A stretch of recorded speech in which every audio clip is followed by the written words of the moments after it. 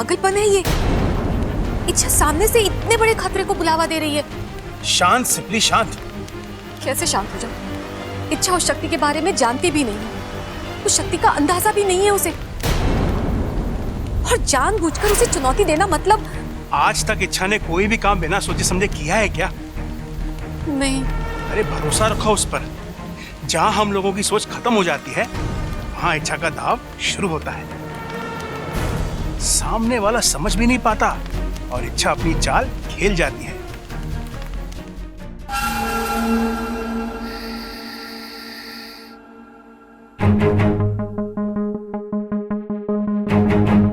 भाई रास्ता साफ है, छोटा जहाज भी कहीं दिखाई ना दे रहा है। चलो। कहाँ जा रहे हो? अरे टाइटैनिक चल, बीच में सर भाई को अंदर जाना, चल। अंदर जाना मना है। अरे अपू बेटा तू देख ना राके, भाई ने हेलमेट पहन रखा है, अब ना भाभी भाई का चेहरा देख पाएंगी ना भाई भाभी का। चल हट बीच में से। अरे लेकिन पापा की आंखें तो खुली है ना। अरे बस इतनी सी बात, भाई की आंखों में पट्टी बांध देंगे हम। आंखों पे पट्टी बांध के पापा मम्मी की मेहंदी कैसे देखेंगे? हंडी? अरे अपू हंडी देखनी होती तो यहाँ क्यों आता, रसोई में जाता ना। अरे भाई घर की हंडियों में किसको इंटरेस्ट है? आपको अच्छी अच्छी हंडियां देखनी है तो मार्केट में नए नए डिजाइन की हंडियां आई हैं, चलो। अरे पापा मैं हंडी की नहीं मेहंदी की बात कर रहा हूँ। आंखों पे पट्टी बांध के आप मम्मी की मेहंदी कैसे देखेंगे? जवाब दे भाई, ये बात तो मैंने सोची ना। ओ भाई आप एक काम करो, आप भाभी के कमरे में ना गर्दन झुका के चले जाओ, भाभी की मेहंदी देखकर वापस चले आना। चने खाना? अरे चने खाने का समय ना है अभी तो मुझे सिर्फ ममता की मेहंदी देखनी है। अरे चने खाने को ना कह रहा हूं मैं कह रहा हूं वापस चले आना। चलो अभी अंदर। नहीं, मैंने कहा ना नहीं मतलब नहीं। दादी ने पापा को मम्मी के बचाने से मना किया ना। अरे टाइटैनिक तू समझ ना रहा है, दादी ने कहा है चेहरा देखने से पति पत्नी के बीच में दीवार खड़ी हो जाती है, हाथ देखने से कुछ ना होवे। चलो भाई। और अगर हो गया तो?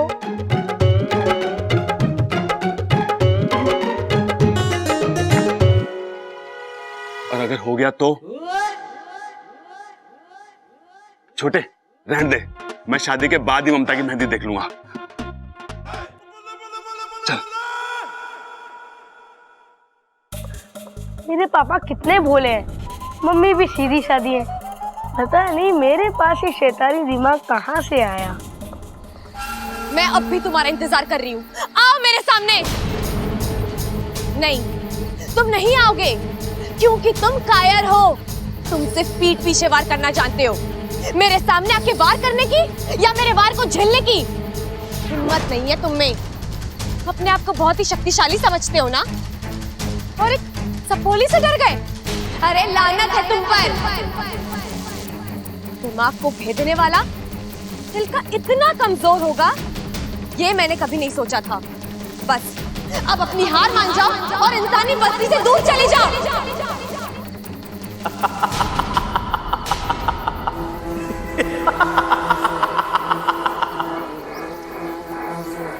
जो हार जाए वो बुद्धिराज नहीं। कौन हो तुम और क्या चाहते हो मुझसे? तुम्हारा विनाश।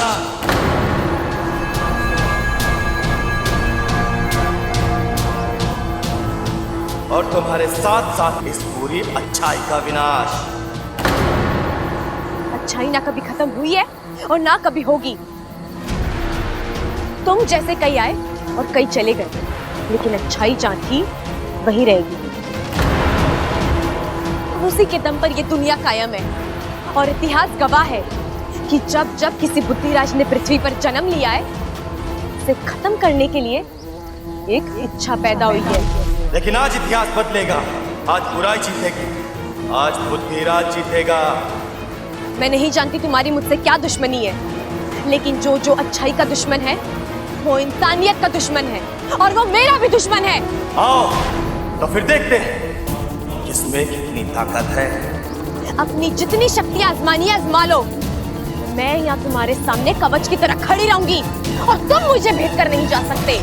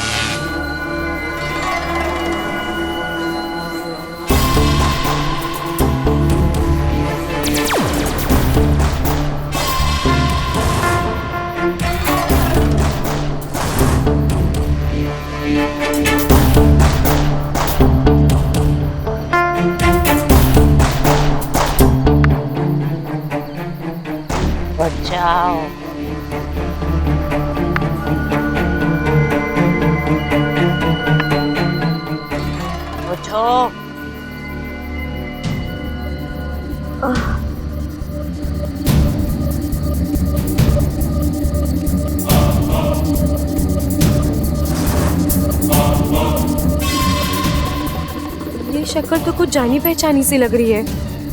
कहाँ देखा है मैंने इसे?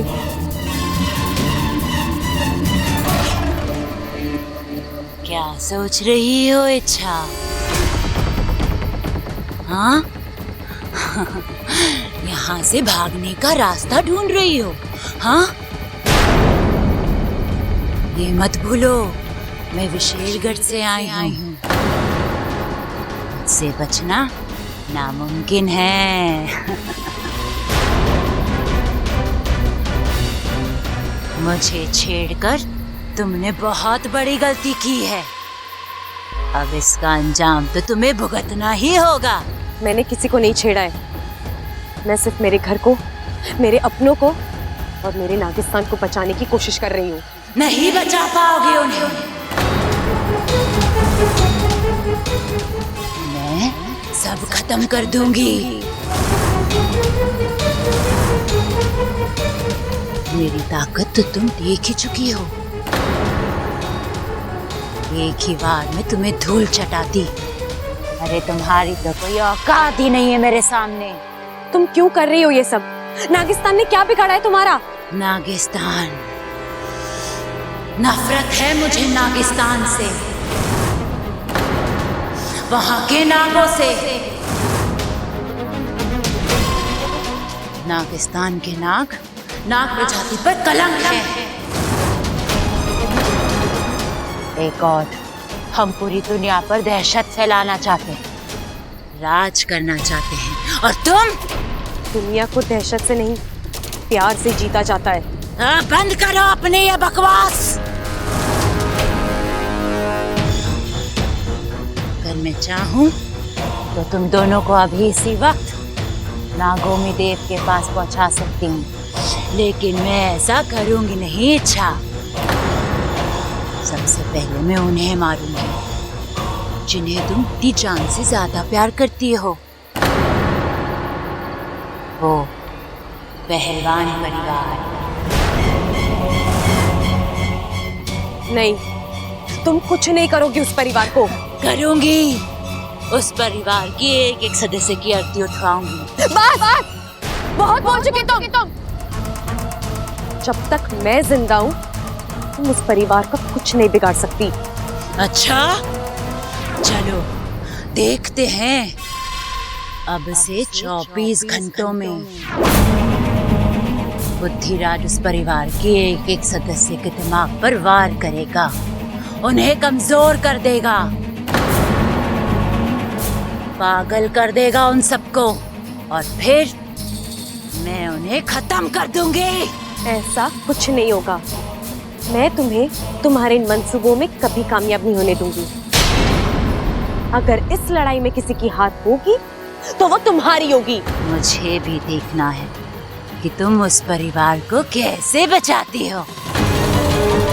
जाओ जाओ इच्छा।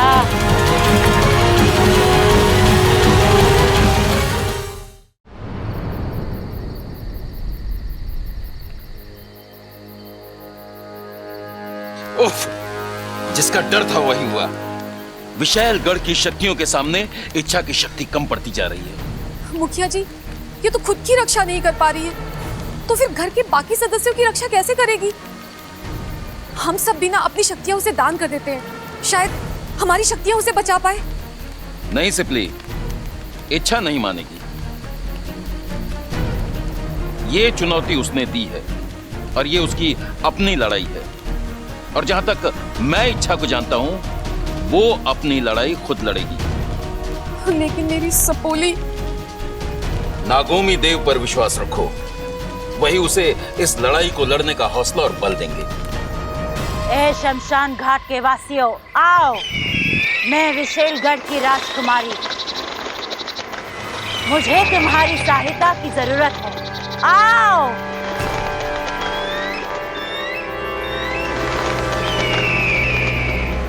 अभी इसी वक्त विशेलगढ़ जाओ, मेरा एक संदेशा पहुंचाओ। हम बहुत जल्द नागिस्तान पर हमला करने वाले हैं। वहां के एक एक नाग को कुचलकर नागिस्तान की हस्ती मिटानी है। सबसे कह दो अपनी शक्तियों के साथ तैयार रहे। हमें नागिस्तान में विशेलगढ़ का निर्माण करना है। जाओ जाओ। विशैली, ये कौन सा खेल खेल रही हो तुम? अच्छी खासी वो इच्छा हमारे हाथ आई थी, उसे तो उसी वक्त मार देना चाहिए था। मुझे छोटी छोटी खुशियां बटोरने का कोई शौक नहीं है। मैं नागिस्तान पर हमला करूंगी और जीत का जश्न मनाऊंगी। लेकिन इच्छा के साथ तुम्हारी चुनौती, उसका क्या उद्देश्य है? अगर मैं इच्छा के गले पर तलवार भी रख दूं, तब भी वो मुझे नागिस्तान का पता नहीं बताएगी। लेकिन जब ये पूरा पहलवान परिवार पागल होगा, तब मैं तलवार की नोक उनकी गर्दन पर रख के इच्छा को मजबूर करूंगी कि वो मुझे नागिस्तान का पता बताए। और फिर होगा आक्रमण, नागिस्तान पर विशेलगढ़ का आक्रमण। वाह, कमाल की योजना है विशैली। और शुरुआत तुम्हें करनी है। 24 घंटे हैं तुम्हारे पास। पहलवान परिवार के एक एक सदस्य को पागल कर दो। अब लो, और मेरा पहला शिकार होगा वो बबल। नहीं, बब्बल नहीं, कोई और शिकार ढूंढो। और जब तक मैं ना कहूं, बब्बल पर हमला मत करना, समझे?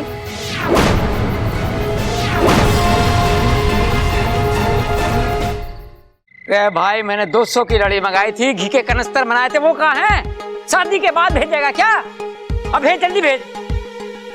हो, प्रबल साहब अपनी शादी की तैयारी खुद ही कर रहे हैं। अच्छा है भाई, दाद देनी पड़ेगी तेरी हिम्मत की। क्या नसीब वाला है तू। लोग एक शादी नहीं झेल पाते और तू दो कर रहा है। पिताजी, शादी दूसरी है, पर बीवी तो पहली वाली है ना।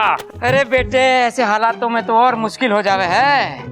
मैं तो अपनी पहली शादी को बुरा सपना समझकर भूलने की कोशिश कर रहा हूँ। क्या है? क्या? हाय, आज कह रहे हो पहली शादी को भूलने की कोशिश कर रहा हूँ, कल को कहोगे मुझे भूलने की कोशिश कर रहा हूँ, परसों कहोगे खुद को भूलने की कोशिश कर रहा हूँ, और तरसों बोलोगे हम आपके हैं कौन? बताओ। बस, ये जो तेरी बातें ठोकने की आदत है ना, इस पे बड़ा प्यार आवे है मुझे। इन्हीं बातों पर फिदा होकर तो मैंने तुझसे शादी करी थी। अरे पगली, तुझे तो बस मैं ही झेल सकूं। आज क्या करो, अम्मा जी आ जाएंगी। आने दे माँ को। ये खड़क प्रताप सिंह किसी से नहीं डरता। खड़ा क्या कर रहा है तू? बस कर। माँ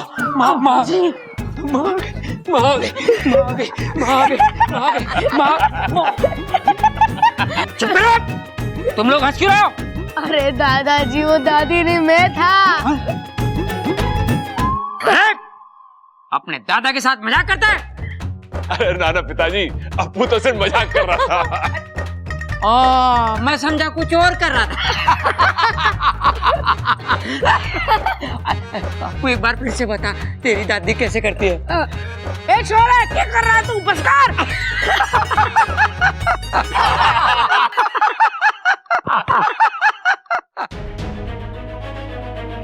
कितना हंसता खेलता प्यारा घर है, कितने खुश हैं सब लोग।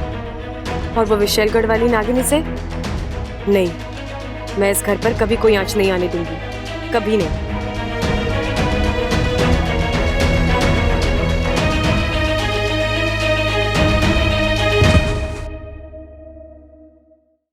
साथिया साथिया मेरे साथिया।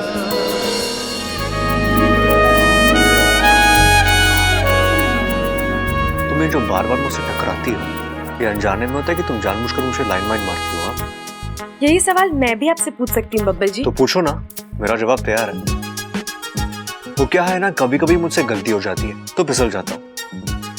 अब तुम अमृता तो हो नहीं कि जानबूझकर तुम्हारी बाहों में आऊंगा।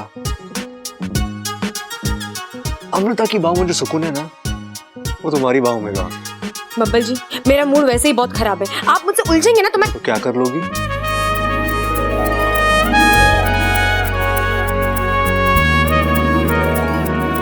आपको डस लूंगी। नागिन हो क्या? हाँ, जहरीली नागिन हूँ। मुझ पर जहर नहीं, सिर्फ प्यार काम करता है। वैसे तुमने अमृता को कोई देखा है? क्यों? आपकी जेब में नहीं है क्या? और रखने का इरादा भी नहीं है। वो क्या है ना, भगवान ने इतना बड़ा दिल दिया है तो सोच जहाँ रखना है रखिए, मेरी बला से मुझे कोई फर्क नहीं पड़ता। अरे अमृता, तुम कहाँ थी? तुमने तो कहा तुम्हें कोई फर्क नहीं पड़ता, झूठी।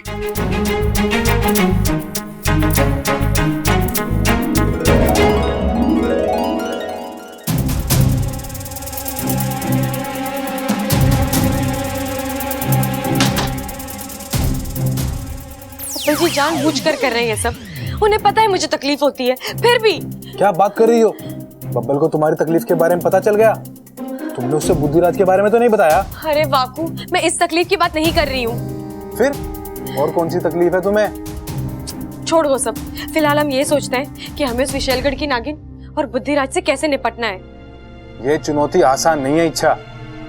मैं जानती हूँ, हम जिससे लड़ रहे हैं वो एक भंवरा है, एक ऐसी शक्ति जिसकी किसी भी चाल का हमें कोई अंदाजा नहीं है। सालों पहले मुखिया जी ने मुझे एक धूमकेतु की कहानी सुनाई थी, जो कभी भी कहीं से भी प्रकट हो सकता है। ये बुद्धिराज भी उसी धूमकेतु की तरह, जो अचानक भन्नाता हुआ आएगा और किसी के भी दिमाग को भेद देगा। कैसे रोकोगी इसे तुम?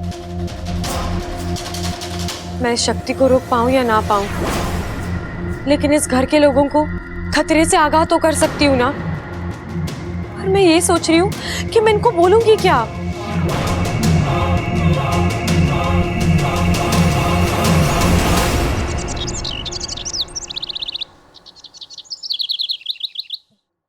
ना ना ना, वो ना जिसमें मैसेज फ्री हो ना, वो वाला पैकेज एक्टिवेट कर।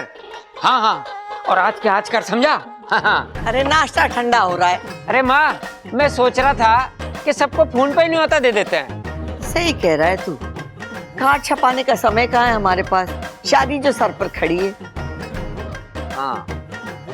अच्छा सुनिए सुनिए, मुझे आप सबसे एक बहुत जरूरी बात करनी है।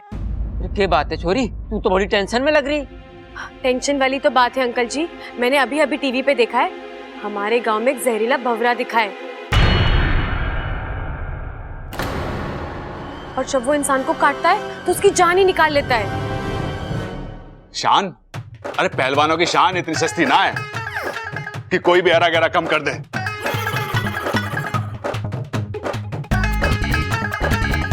प्रबल भैया, मैं शान की नहीं, जान की बात कर रही हूँ।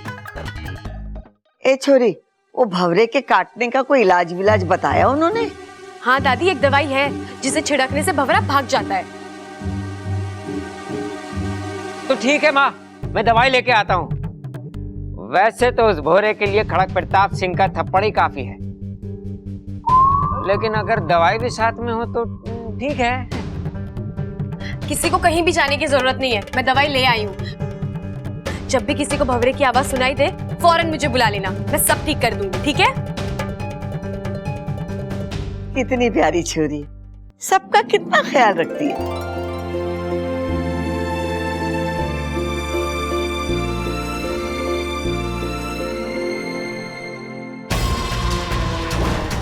कोशिश तो तुम्हारी अच्छी है अच्छा, लेकिन इसका कोई फायदा नहीं होगा। अब बुद्धिराज के कहर को तुम नहीं रोक पाओगे।